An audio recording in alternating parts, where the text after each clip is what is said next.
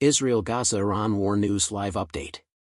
The U.S. and Israel meet over Iran's nuclear program after new intelligence. U.S. and Israeli officials met Thursday to examine a fresh intelligence discovery about Iran's nuclear capabilities that one analyst fears might upend the U.S. assessment of Iran.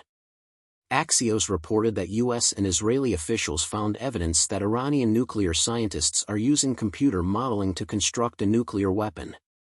Because of President Joe Biden's poor foreign policy, Iran has rapidly accumulated massive stocks of enriched uranium and advanced centrifuges, which can develop nuclear weapons. Last year, Israeli officials warned that they had found proof that Iran was acquiring nuclear weapon components. The assessment noted that the computer modeling progress prompted suspicion and concern that Iran may be manufacturing nuclear weapons. Israel and the U.S. have promised to prevent Iran from obtaining nuclear weapons. Israeli sources indicated that since the intelligence failure that led to the October 7 slaughter, the government is taking all threats, including Iran's nuclear ambitions, more seriously. Washington-based independent national security think tank Foundation for Defense of Democracy's senior advisor Richard Goldberg said the fresh intelligence might influence America's judgment of Iran's nuclear program. For years now, the intelligence community has assessed Iran as not actively working to build a nuclear weapon, that it might be building out the assembly line for fissile material, but that we had no indication of active weaponization work, said Goldberg, who directed the White House National Security Council's Countering Iranian Weapons of Mass Destruction program under Trump. If correct, this would upend that estimate and show Iran has a shorter bomb runway than previously reported. Because my mentor was dying in Beirut, I flew there decades ago to say goodbye. My professor had taught me Middle East politics at our Australian university over a decade ago and advised me to apply for a scholarship to study graduate-level Middle East politics at Georgetown University in Washington, D.C. I did. My mentor improved my life dramatically, and I've lived in NYC for 30 years. Which is why I visited him in a bleak cancer ward at the American University of Beirut Hospital in his dying days. I've studied Middle East politics my whole life, visited often, and studied Arabic for a year at night school. Though not a specialist or academic, I'm a well-informed Islamosphere student. A battle was going on when I came. The Lebanese routinely have them. After Palestinians ejected for trying to destroy Jordan a few years earlier, Palestinian Fedayeen, fighters, traveled to Lebanon to establish Fatahland in the south of the country. They immediately shelled northern Israel south of the boundary. Instead of eliminating Jordan, they ruined South Lebanon, a prosperous, free Christian country at the time. Psychopathy and berserkness can destroy a nation, as seen in the Palestinians' homicidal actions. The long Lebanese civil war destroyed Lebanon. After Fatahland, 1980s, the Israeli invasion stopped the missiles and the IDF returned to base hoping for peace. I visited in 2006.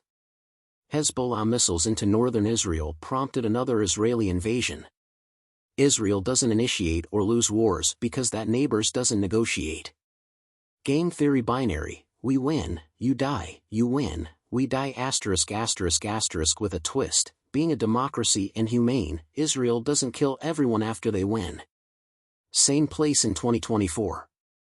Since October, Iran's faithful Hezbollah has rocketed northern Israel virtually daily, making it untenable. The BBC and CNN rarely cover the shelling, so tell them. They don't reveal that almost 100,000 sensitive Israeli residents left the top fifth of their country since October. Imagine American readers: Canada shells Minnesota, the Dakotas, and New England, leaving our northern states abandoned. This is Israel's unfortunate condition.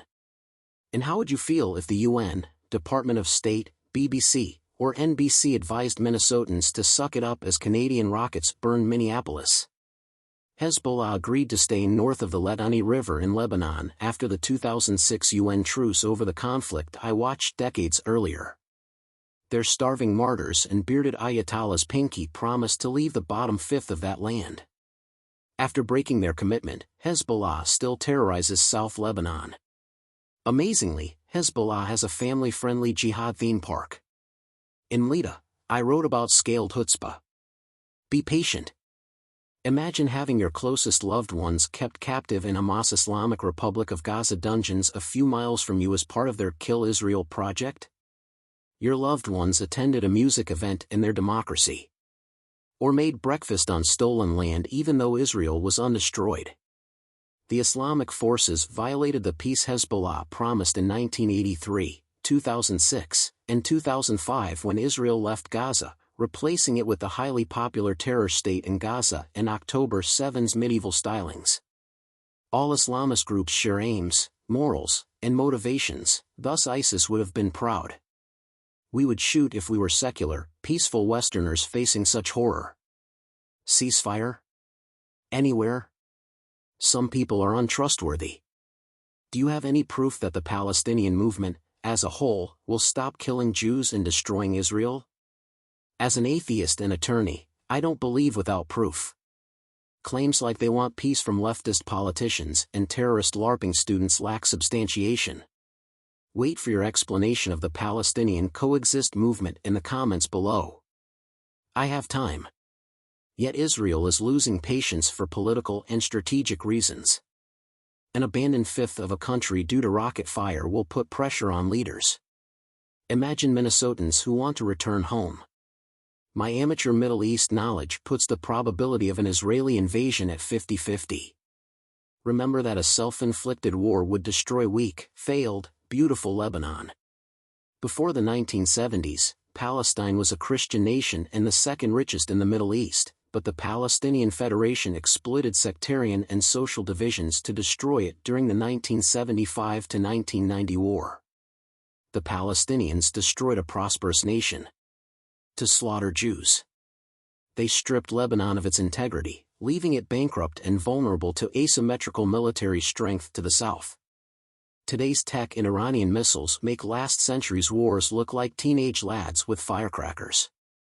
That technology is revolutionary. For military analysis of an impending battle, broader theories help forecast consequences. What drives a Hezbollah fighter? His cousin Mo? A distant Tehran Ayatollah who doesn't care about Lebanon. Why did the first IDF soldier cross the border? An Israeli Uzi, Rafael Industries drone swarm or planes, Merkava tank, nuclear bomb. Strategically they're laughably unbalanced, but this game's main mismatch is reversed. While Israel prioritizes citizen and army safety, the Hezbollah-Palestinian-Hamas axis seeks martyrdom. This remains a crucial moral component in past and ongoing battles. Who is valuable to trigger-pull shoppers?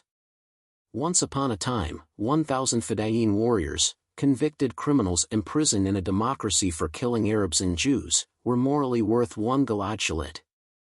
Another analysis, a crucial difference in war or peace predictions. In democracies like Israel and the US, officials generally serve their constituents. Voters matter. Bearded leaders in failing nations, terrorist organizations, the Palestinian struggle, and dictatorships, Iran and most of the Islamosphere, believe they have God's remit and do anything they want for paradise or profit. So our sum has another asymmetry. We should remember Lebanon's Orthodox, Catholic, Sunni, Druze, and some Shia who secretly despise Hezbollah and its Iranian overlords. In Lebanon, as elsewhere in the Arab world, there are no Jews to care about. Robbed, denaturalized, and ejected at airports like 800,000 Arab Jews. Another historical imbalance. So, war or not? Safeguard northern Israel despite Hezbollah's Iranian weapons. Democracies like Israel safeguard their citizens, unlike Lebanon/Syria and Hamas. People guard the Palestinian project's weaponry and tunnels in Gaza and Lebanon. Israelis realize the stakes. Will they vote for a terrible end war and Lebanon invasion to calm their northern lands? An invasion of Lebanon, likely daily, is neither vengeance or expansion. What would Israel do with the collapsed Lebanese Republic? Different goals. A terrifyingly huge portion of Lebanese, and Palestinian, people want a Juden-free Eastern Mediterranean. Not land. Israel wants to be less attacked and defang its homicidal neighbors. This is extreme moral inequality.